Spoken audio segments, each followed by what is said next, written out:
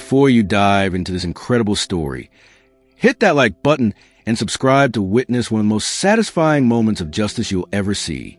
This is a true story about a man who was judged by his appearance, disrespected for his simple clothes, and treated like nothing. But what happened next shocked everyone and teaches a powerful lesson about never judging people by how they look.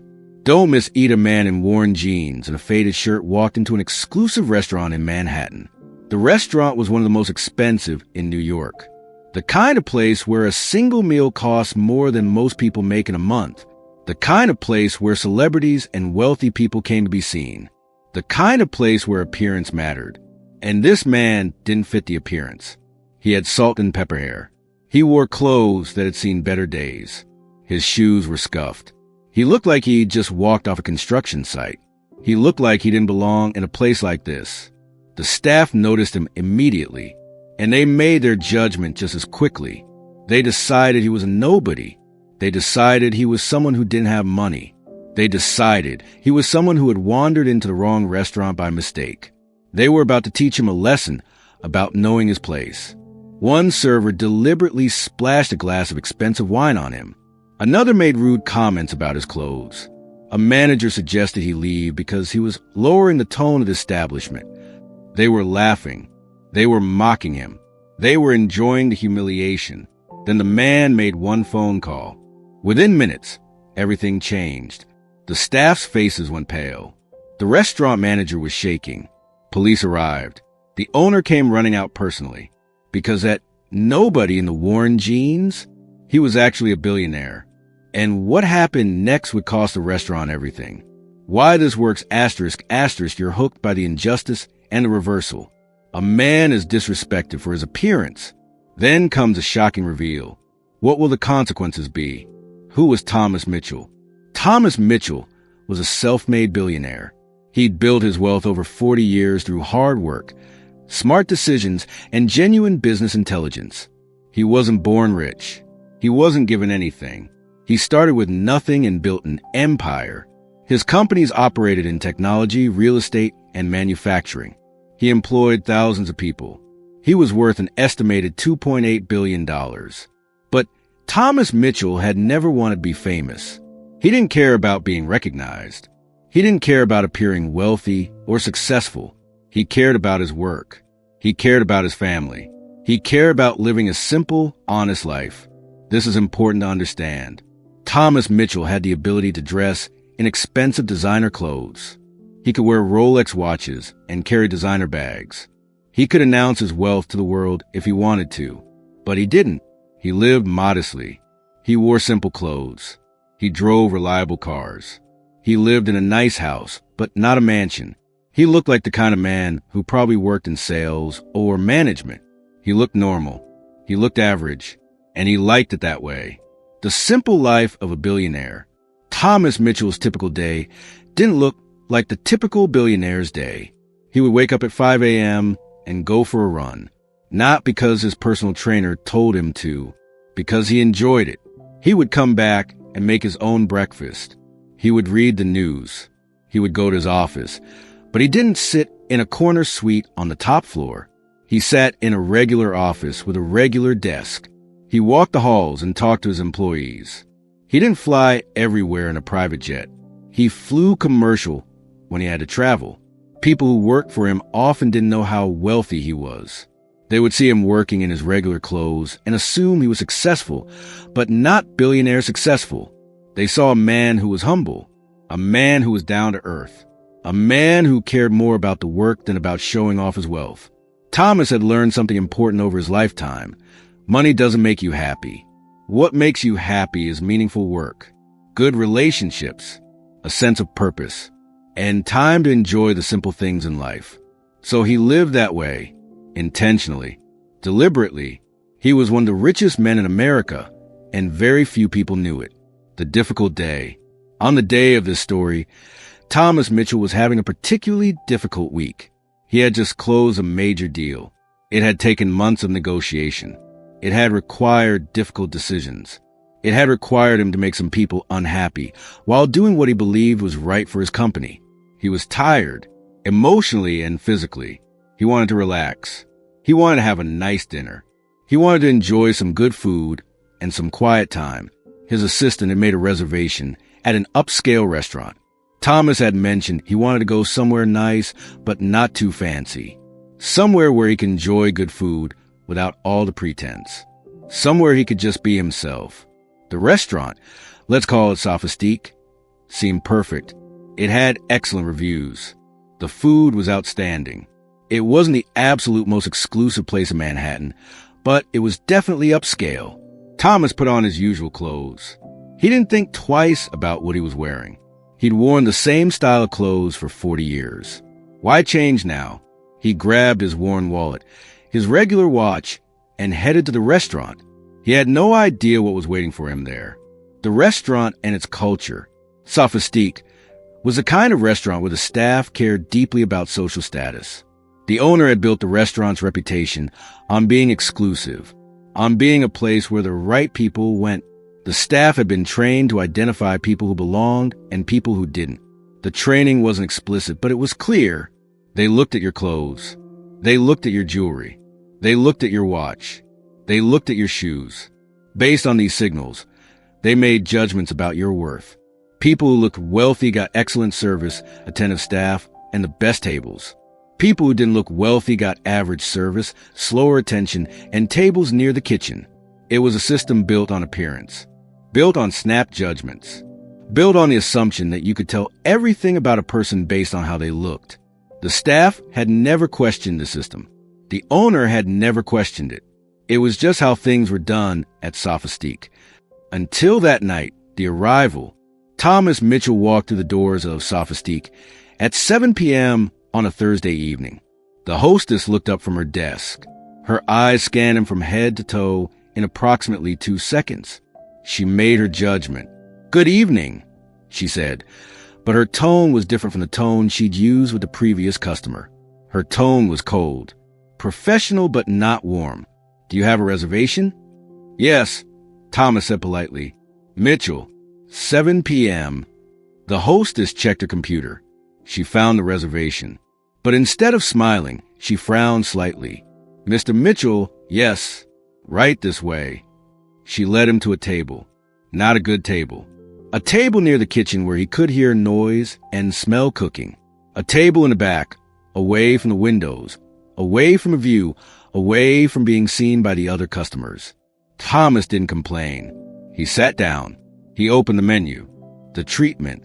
From the moment Thomas sat down, he could feel the difference in how he was being treated. A water glass sat on the table. It wasn't filled. Nobody offered to fill it. When he looked for his server, he saw that other customers in expensive clothes, customers who looked wealthy, had multiple servers attending to them. Young women and men in crisp uniforms, checking on them constantly, making sure their glasses never got empty. But Thomas's server didn't appear for 15 minutes. When the server finally arrived, his name was Jeremy. Jeremy looked at Thomas with barely concealed disdain. "What can I get you?" Jeremy said. His tone was efficient, but not friendly. "I'll start with some water," Thomas said calmly.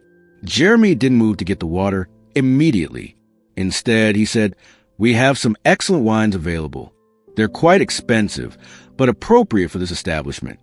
It was a statement meant to suggest that Thomas probably couldn't afford the wines, that he probably shouldn't order them.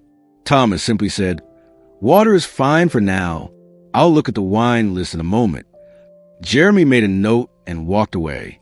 It took another 10 minutes for him to bring water. The moment of disrespect. As Thomas was reviewing the menu, something happened that changed everything. A different server, a woman named Michelle, was carrying a tray of wine glasses. She was walking past Thomas's table, talking to another server, clearly distracted. She wasn't paying attention to where she was going. She bumped into Thomas's chair, and as she stumbled, the entire tray of red wine, expensive red wine, went flying. Most of it splashed onto Thomas. The restaurant went quiet. Everyone was watching. The other servers froze. Then something terrible happened. Michelle, instead of apologizing profusely and being mortified, seemed almost amused. "Oh," she said, not sounding sorry at all. "How unfortunate for you." Her tone made it clear that she didn't really care. Thomas was just a guy in the old jeans. His clothes were already stained anyway, probably. Then Jeremy appeared. When he saw what had happened, instead of being concerned, he actually laughed. "That will be very expensive to clean," Jeremy said, looking at Thomas's clothes with mock sympathy. "Those look like they might not be worth it." Other servers snickered. Some customers who had overheard were smiling, as if this was entertainment. The manager appeared, a man named Richard. When he assessed the situation, he didn't apologize either. He looked at Thomas and said, "Sir, perhaps this establishment isn't quite the right fit for you. If you look around, you'll notice our clientele tends to dress more appropriately." Thomas sat there, wine dripping from his clothes, being mocked by the restaurant staff. And instead of getting angry, he did something very calm. He pulled out his phone. The phone call. Thomas excused himself and walked to the restroom. He cleaned himself up as best he could with paper towels.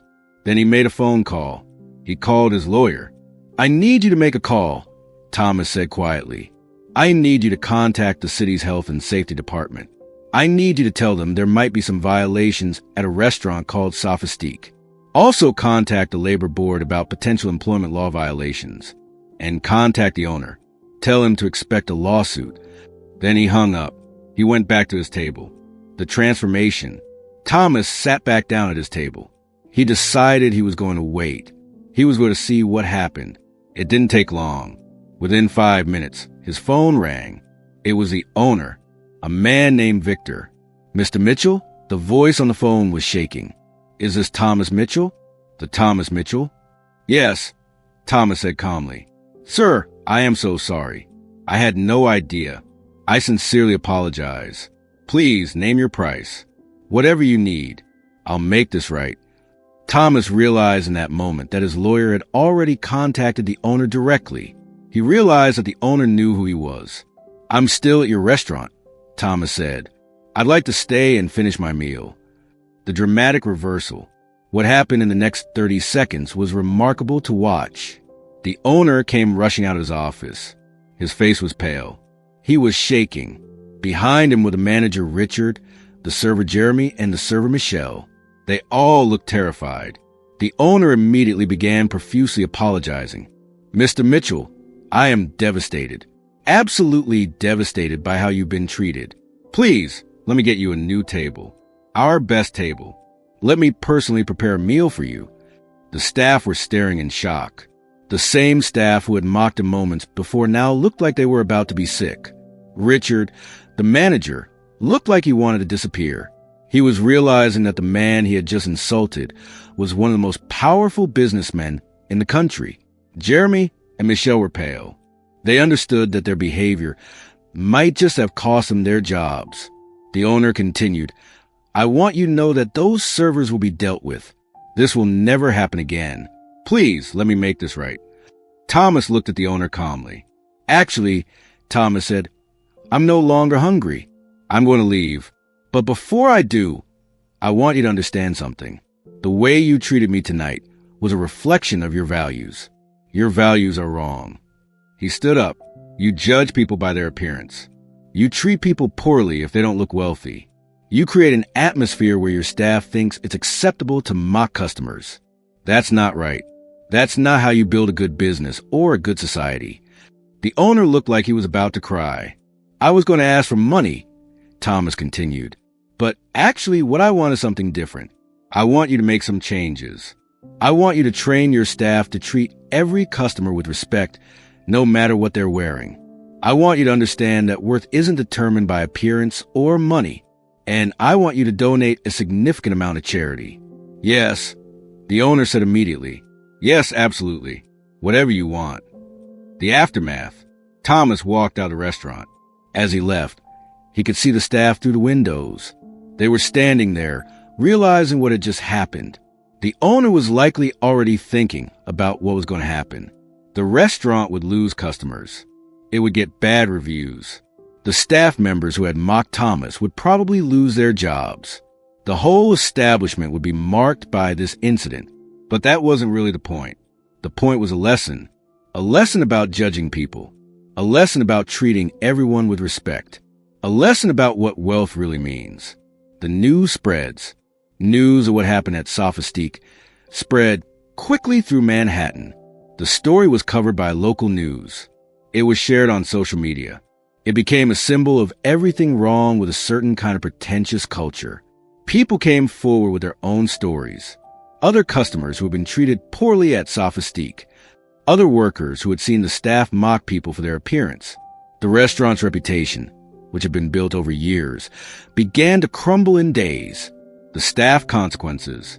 Jeremy and Michelle were fired. They tried to apologize, tried to explain that they were just doing what the restaurant culture had taught them to do. But it didn't matter. They were gone. Richard, the manager, was demoted and put through extensive retraining. Victor, the owner, faced a choice. He could either make real changes or watch his business collapse. He chose to make changes. The real transformation. What happened next was surprising to many people. Victor didn't just make surface-level changes. He didn't just tell his staff to be nicer. He actually changed the fundamental culture of the restaurant. He hired a diversity and inclusion consultant. He trained his staff on unconscious bias. He created a policy that every customer, regardless of appearance, would receive the same level of service. He installed plaques on the walls with Thomas's words, "Worth isn't determined by appearance or money." And, remarkably, the restaurant survived. In fact, over time it thrived because people respected what Victor had done. People respected that he'd taken the criticism seriously. People respected that he'd actually changed rather than just making excuses. Thomas Mitchell's quiet impact. Thomas Mitchell never went public with his side of the story. He didn't do interviews. He didn't tell people what happened.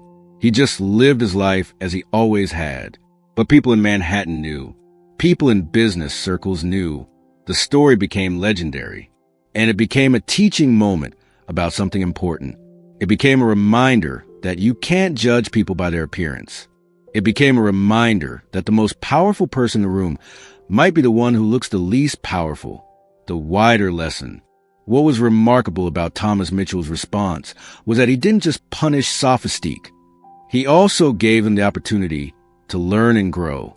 Many people thought Thomas should have sued, should have made an example out of them, should have destroyed the restaurant. But Thomas understood something deeper. He understood that punishment without the possibility of redemption doesn't improve the world. He understood that the real goal should be to change behavior and create understanding. And that's what happened. The restaurant became known as a place where everyone was treated with respect, where appearances didn't matter, where the focus was on service and kindness rather than exclusivity and status. Never judge by appearance. The most obvious lesson from this story is that you should never judge people by their appearance. Thomas Mitchell had every reason to look wealthy. He could have worn expensive designer clothes. He could have worn diamond cufflinks. He could have announced his status to the world. But he didn't, and the staff of Sophistique made their judgment based on appearance. How many times do we do this? How many times do we look at someone and make assumptions about them based on what they're wearing? How many times do we decide someone's worth based on their external appearance? This story reminds us that we're usually wrong when we do that. The homeless person might be a former CEO. The person in worn clothes might be a billionaire. The quiet person in the corner might be the smartest person in the room. We need to treat everyone with respect, not because of what they might be, but because it's the right thing to do, what wealth really means. Another lesson from this story is about what wealth actually means. Thomas Mitchell had $2.8 billion, but he didn't measure his worth by his possessions. He didn't need luxury goods to feel complete. He didn't need to show off his wealth to feel powerful. He measured his worth by his work, by his relationships, by his integrity, by his impact on the world. That's a profound lesson, because in our society, we often equate wealth with worth. We think that having expensive things makes us valuable. We think that looking wealthy makes us important. But Thomas Mitchell proved that's not true. He was infinitely more valuable than anything he owned. His character was worth more than his money. The power of humility. This story is also about the power of humility.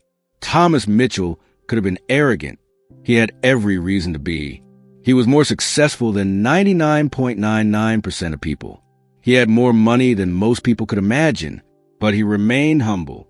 He remained kind. He remained ordinary. And that humility is what made the moment so powerful. Thomas's response to being disrespected wasn't a rage, or to demand apologies, or to throw his weight around. It was to respond calmly and to teach a lesson. That's real power. Not the power to destroy, but the power to transform. The importance of how we treat people. The deepest lesson from this story is about how we treat people. The staff at Sophistique thought it was okay to mock Thomas because they judged him to be unimportant.